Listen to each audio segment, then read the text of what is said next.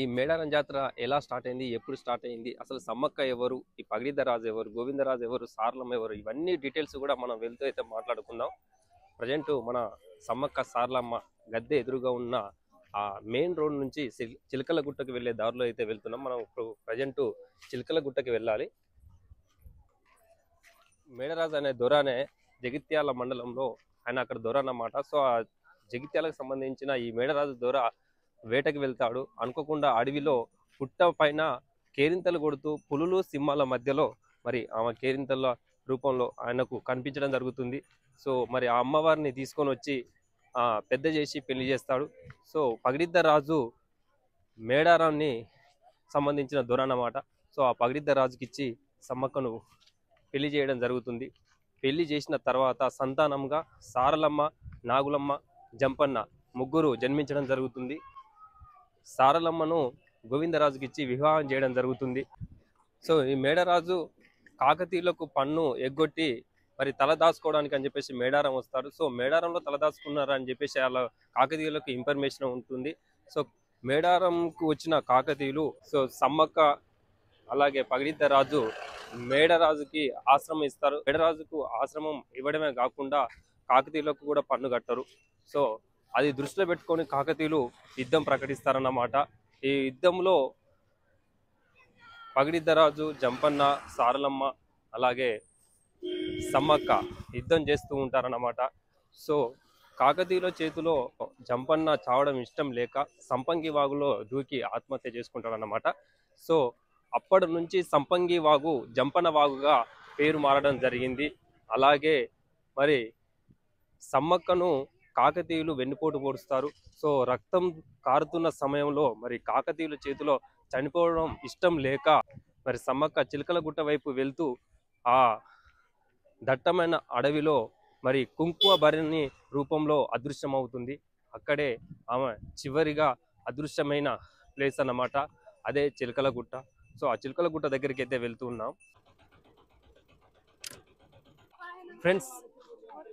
చిలకల గుట్ట ఎక్కే ముందు మనకు కింద ఒక న్యాచురల్ వాటర్ ఉంటుంది. ఎన్ని లక్షలు పెట్టినా ఆ మినరల్ వాటర్ అనేది మనకు ఎక్కడ కూడా లభించదు. ఆ దార ఎక్కడి నుంచి వస్తుందో ఇప్పటి వరకు ఎవరు కూడా కనిపెట్టలేదన్నమాట. 24 hours 365 days కంప్లీట్గా ఆ దార అలాగే ఉంటుంది. సో ఆ వాటర్ ఇప్పుడు ఎలాగుంది ఏంటి అనేది కూడా మన దగ్గరికి వెళ్ళి అయితే చూద్దాం. సో వెళ్లే ముందు కూడా బయట చేస్తే ఒకసారి చూద్దాం. ఇక్కడైతే ఫెన్సింగ్ ఇచ్చారు, బయట ఈ గోడ ఫెన్సింగ్ ఇచ్చారు. అలాగే గుట్ట ఎక్కకుండా కూడా మనకు ఇంకొక ఫెన్సింగ్ ఉంటుంది ఆ గుట్ట పైకి ఎక్కకుండా. సో ఆ ఫెన్సింగ్ కూడా చూద్దాం.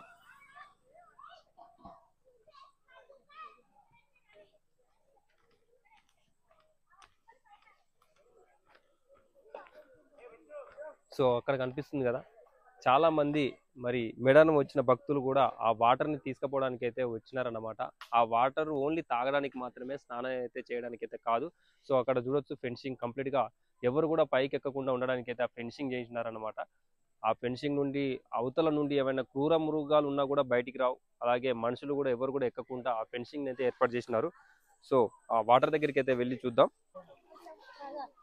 చూస్తున్నారు కదా, చాలా మంది భక్తులు వచ్చినారు.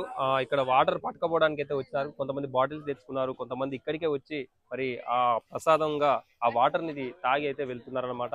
ఎవరు కూడా స్నానం అయితే చేయవద్దు వాటర్ తోని, కేవలం తాగడానికి మాత్రమే ఆ పవిత్రమైన వాటర్ అని చెప్పేసి ఇక్కడ అందరి భక్తుల యొక్క నమ్మకం అనమాట. ఇక్కడ బోర్డు కూడా పెట్టినారు. అక్కడ చదువుకున్నట్లయితే క్లియర్ గా మనకైతే అర్థమవుతుంది. సో ఒకసారి అయితే మన దగ్గర నుండి కూడా చూస్తాం ఆ దార ఎక్కడి నుండి వస్తుంది ఏంటన్నది ఇప్పటి వరకు కూడా ఎవరికి తెలియదు. 24 hours 365 days ఆ ఎక్కడో ఉన్న ఆ కొండపైన నుండి అయితే ఆ వాటర్ అయితే న్యాచురల్ వాటర్ వస్తుంది అనమాట. ఎన్ని లక్షలు పెట్టినా ఈ మినరల్ వాటర్స్ అనేది మనకి ఎక్కడ కూడా దొరకవు. అంత న్యాచురల్ వాటర్ అయితే మనం లైవ్ లో చూస్తున్నాం అన్నమాట. దగ్గరికి వెళ్ళి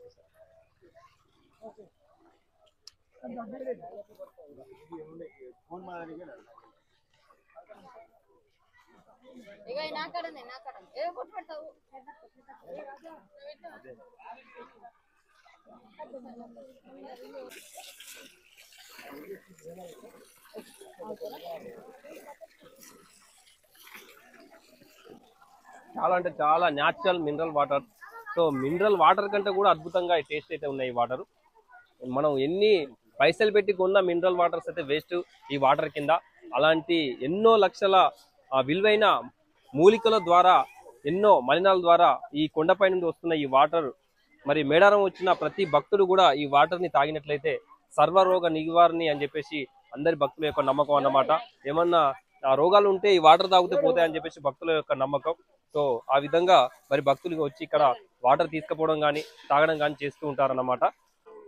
చూశారు కదా, కంప్లీట్ గా చిలకల గుట్ట పైన ఉన్న అమ్మవారు అదృశ్యమైన ప్లేస్ అనేది ఈ గుట్ట అన్నమాట. సో అది ఎగ్జాక్ట్ ఎక్కడ ఏందనేది మనకి ఎవ్వరికి కూడా తెలియదు. ఈ గుట్ట ఎక్కాలంటే చాలా ధైర్య సాహసాలు చేయాలి. సో కొంతమంది ఆ నమ్మకం ఏంటంటే ఈ గుట్ట కనుక ఎవరైనా ఎక్కితే తప్పిపోతారు, లేకపోతే పిచ్చి వాళ్ళు అవుతారు అని చెప్పేసి కొంతమంది చెప్పడం అయితే జరిగిందన్నమాట. సో అది ఎంతవరకు కరెక్టో కాదో నాకు కూడా తెలియదు. మీకేమైనా తెలిస్తే మాత్రం కామెంట్ బాక్స్ లో కామెంట్ అయితే తెలియజేయండి. సో ఇక్కడికి వచ్చిన వాళ్ళైతే గుట్ట ఎక్కే ప్రయత్నం అయితే చేయకండి. ఓన్లీ సమ్మక్క సారక్కకు సంబంధించిన ప్రధాన పూజారులు మాత్రమే వాళ్ళు నిర్వహించిన తేదీలు ప్రతి 2 సంవత్సరాలకు వచ్చే మాఘ శుద్ధ పౌర్ణమి రోజున ఈ సమ్మక్క సారక్క జాతర అనేది జరుగుతుందన్నమాట.